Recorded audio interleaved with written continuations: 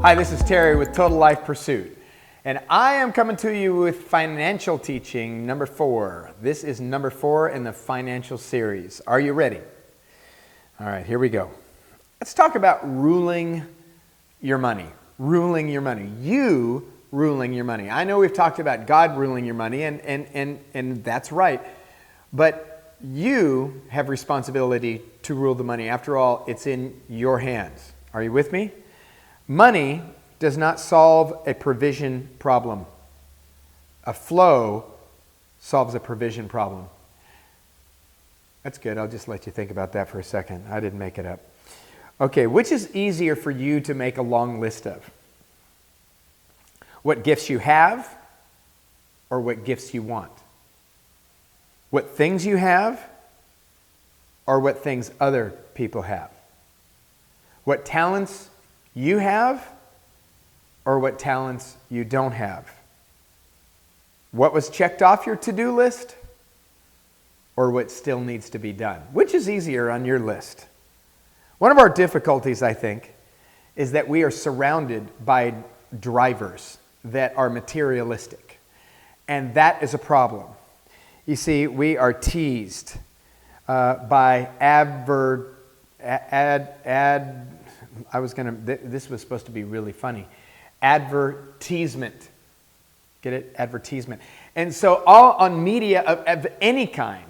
I mean, how amazing is it that you go to search for something on Amazon, the next time you look at Facebook, it's right there. What you just searched for is right there. It's annoying when you buy it and it's still right there. It's like, hey, offer me something else. But we get advertisements all the time. We are surrounded by advertisements telling us how much we need this, how much we need this. Look at how happy you are with this. I mean, the epitome of this is, all the pharmaceuticals that are on TV now. How crazy is that? It's like everyone's, offering us pharmaceuticals on TV. And the guy in the background is telling you that you're going to have diarrhea, that you're going to get cramps, that you could vomit, or you could turn white, or you could get depressed, or you could even die. And while that guy's saying that, happy music is playing, and beautiful people are having a great time on screen. And it's like we don't even hear it. Hey, if there's a chance that I can die, or that I'm going to vomit, especially vomit. I want nothing to do with that thing. I don't want anything to do with it. If it's life-threatening, yeah, then I'm going to, take your chances. But if it's not life-threatening, no. Especially if it's cured by lifestyle. But that's another series. Okay, so why don't we get caught up looking at what we have instead of the little we don't have? I want to challenge you. Right now, stop the recording and make a list of all the things you have. All the material things you have. I dare you to do it. I dare you to do it. So stop right now, get a piece of paper and a pencil. Don't put it on a tablet or a computer. I want you to write this out because I want you to see it at the end of it. All of the things, and you could go as minutia as you want to go. Go ahead, do it. All right, are you back? Did you do it? I hope you did it. Because when you do it, you're like, wow, I have so much stuff. You go to a third world country and you find out, I really have a lot of stuff. I have a lot of stuff. In fact, I'm wealthy. I have so much stuff. Well, we probably are. But advertisements tell you you're not. In fact, do you know that advertising companies employ psychologists to put buzzwords in and little messages in there and what is put on the screen that you see with your eye? So they will absolutely attract you to buy it. They are trying to brainwash you and play on the way your brain works. How crazy is that? Is it working? Or have you, like me, had enough of it? All right? There is a flip side to all of this, and that's that we settle for what we have currently when God wants to grow us. In other words, we're comfortable, so we think, well, it's okay, everything's provided for. That's good enough. I don't need to do anything else. No. How about your neighbor? Well, God will supply for them. That's not it. So we can't settle for mediocre. We can't be all in with all this materialism. But I want to read you a verse right out of the Bible, if that's okay. The blessing of the Lord, this is ESV, the blessing of the Lord makes rich, and he adds no sorrow to it. That rich in there, what's that word? Blessing. It means abundance. The Hebrew word for rich is asar, which means accumulation or causes to grow rich. Thus the transliteration here, literal transliteration, is, the first half is the abundance of God, or the abundance from God, is to give you accumulation to cause you to grow rich. How crazy is that? That's right in the Bible. I'm just repeating God's words here. Does that leave any room for doubt about God's intentions toward us regarding this topic? But notice, please, that it didn't say that we should get all materialistic. So one of the things we have to do when we're ruling our money is know where we are. Know the state of your flocks. How's your flock going? I'll just be honest with you. This is the hardest thing for me. It's the hardest thing for me. I got things to do. But when I ran a business, oh man, my books were to a T. I knew the cents, and if I couldn't, get it down to the cents, I had a friend who was a accountant for Disneyland, and he said, yeah, if we couldn't balance the books, if it was less than $25,000, we would just enter a line in the general ledger. $25,000. No wonder they charge so much for a season pass. But for me, I wanted to get it down to the cents, and it crushed me if I was $1.24 off. I worked and worked and worked and tried to find that $1.24. That was the way I did it. Know the status of your finances. You have to understand where your money's going, what you're spending money on. Everyone knows generally. It's kind of like when I ask people, how's your diet? They're like, oh, good. So how's your calories? Oh, good. I don't overeat. Do you ever count them? No. And I often encourage people, well, count them.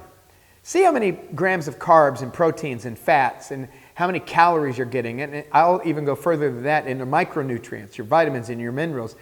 See what is happening there, and maybe we could see what's happening with you. Does that make sense? Only after accounting for our finances do we understand enough to make changes. Because you need an accurate picture so you know what part of the picture needs to be repainted. So, do you know how many assets you have? What are your assets? Assets are cash or stocks, bonds, things that you don't owe money on or certainly are not upside down on. Like if you have a car, that's an asset. If you owe as much as the car is worth, that's not an asset. If you owe more than the car is worth, that's a liability. It'll go in the other column, okay? What policies could you cash out? Could you cash out policies? That's an asset. What material goods could you sell for a certain amount? I'm not talking about your couch that you could get $25 for. I'm talking about real material goods that you could get some money for. Like if you had an old coin that you could sell for $2,000, that's a good asset. Do you know what your assets are? Huh? Do you know? Do you? If not, a worksheet has been provided for you. Go back and fill in the worksheet. What has God given you? Do you ever think about if you had to generate more money than you know how to do? Could you create more money just by yourself? In other words, if you had to make more money, what would you do? Would you know how to do it? People can help you with that. There are people, and maybe you're one of them, that are stuck in a job and you're making X amount of money and it's just not enough. I would just like to encourage you, that's not the job for you then. Unless you're blowing all your money. But if you're just making ends meet and you're not wasting a bunch of money, I would like to suggest that you're in the wrong job and you need to go get another job because God wants to bless you in your job. He doesn't want you starving eating rice and beans. Although, there's seasons of that. We certainly had them. I don't know about anybody else when they were first getting started, but Laura and I, it was like, woo, come on, rice. Rice and soup in a casserole. Those were stretchers. So do you know your liabilities? Ruling your money means you have to know what you are responsible for paying out. How much money do you owe on houses, cars, and any kind of loans? If you'll look boldly at this, if you'll figure out your net worth, even if it's negative, you'll have a starting place. And don't kick yourself if there's a bad starting place. The starting place is assets, $3,000. Liabilities, $6,000. Don't kick yourself. Just get started. That's just your place to be started. That's okay. Remember, the blessing of the Lord makes one rich. And he adds no trouble to it. He adds no trouble to what he gives you. He adds no trouble to it. So don't get discouraged. God knows a way out if you need to get out from under something. All right? So do you have big dreams? Do you have any dreams? Do you have a hope? Do you have a future? What are they? That'd be a good thing to write down. If you're working through the Total Life Pursuit manual, you've already had an opportunity to write that down by now. What are your dreams? What would you like to do? What are they? Be realistic, but don't limit yourself to you. Go beyond you. Like, what are your dreams? And could it happen? Well, of course it could happen. One of these days, though, you're going to have to take risk.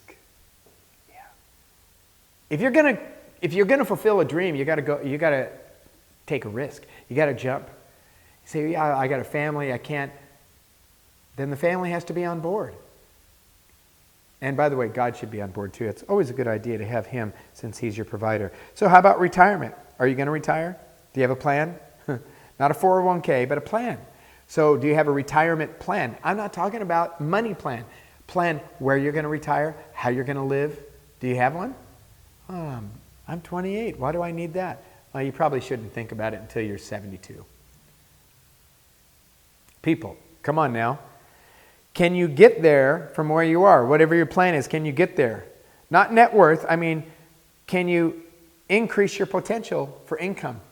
Can you increase then not only the potential, but your income? What could you do for that?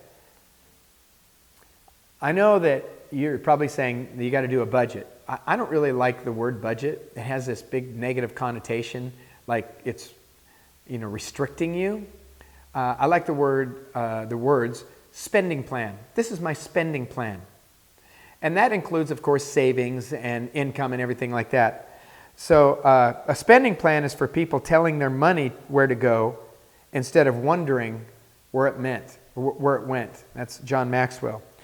Okay, so retirement plan, savings plan, college plan, spending plan. How do you want to spend your money? So set up a plan and track it.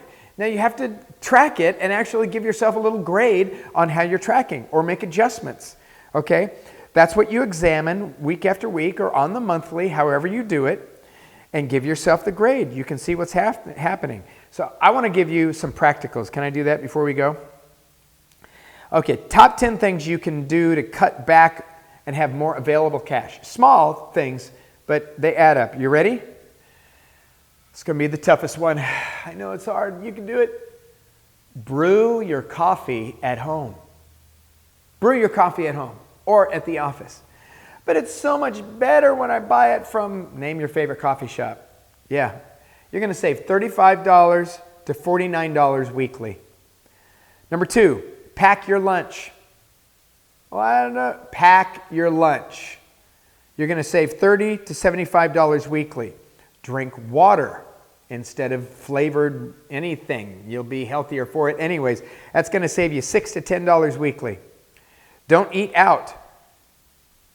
What do you mean? I got to go eat out. I mean, I'm tired at the end of the day. I got to eat. Don't eat out. If you eat out 3 times weekly and you stop doing that, that'll save you $24 to $48. And that's just for one person. And that's meager. I'm really underestimating this. Get rid of cable TV or satellite TV. Someone said to me, "You still have cable?" I kind of felt embarrassed. I'm like, yeah, I like sports. But I got rid of it. And you know what? I'm fine. No, I'm fine. Although I am missing the Stanley Cup playoffs, but I'm okay. I'm okay. That's going to save you $100 to $200 monthly. Only have one TV internet broadcast service at home. In other words, if you have Netflix and Hulu and Amazon and Sling and all of those, just choose one and watch all of those shows and movies until you're done, and then get another one. You're going to save $10 to $60 monthly. Okay? Cancel unused memberships. We have all these memberships that we don't use, magazines we don't read. Cancel those. Savings of $20 to $50 monthly. Close shop twice yearly and put a limit on it. Now, this isn't a problem for me, but I know the young ladies who are listening to this, they're like, twice a year? That's not even 4 seasons. If you live in California, you don't even have 4 seasons, so stop it. Okay, but cut back your clothes shopping. You'll save $20 to $75 monthly. Some people will save $500 monthly, but like I said, I'm going low. Don't buy food with empty calories. Hey, this is another health thing. Can you tell them into health? $15 to $50 weekly, and get a roommate. Hey, how about that? And that's $0 if you can't, and to $500 monthly. Total savings, monthly savings, if you do all of those things, $628 to $1,800. I'm telling you, there is money that you can save out there. And you can put it in your 401k, or you can put it in buy a car with cash, or you can buy a Disneyland pass. $628 was the low one. That almost would buy one. I don't know. Probably more than that. Disney. 3 things you can do to save money. Are you ready? Here's how you can save money 3 different ways. Number 1, have your company take it out before you even see it. Put it in a 401k, put it in stock options, put it in savings. You get a counselor, decide which is best, but don't even see it. Number 2, set up an auto withdrawal the day after you get paid in your own bank and have it transferred to a savings account, or have it transferred to a money market account that you can't withdraw from more than a time or 2 per quarter, or you get dinged. Number 3, give up something in your monthly budget or reduce it, and put that money in savings weekly. God will help you save. God will help you create wealth. You will help you, if you choose to sacrifice, attain your goals. You'll help attain your goals. And I'm just here to say, you can do it. I want to close with a quote by Kenneth Ulner. I love this. Jesus hasn't returned yet. Pay your bills, take care of business, and get back in the game. This is Terry with Total Life Pursuit. Thanks for watching.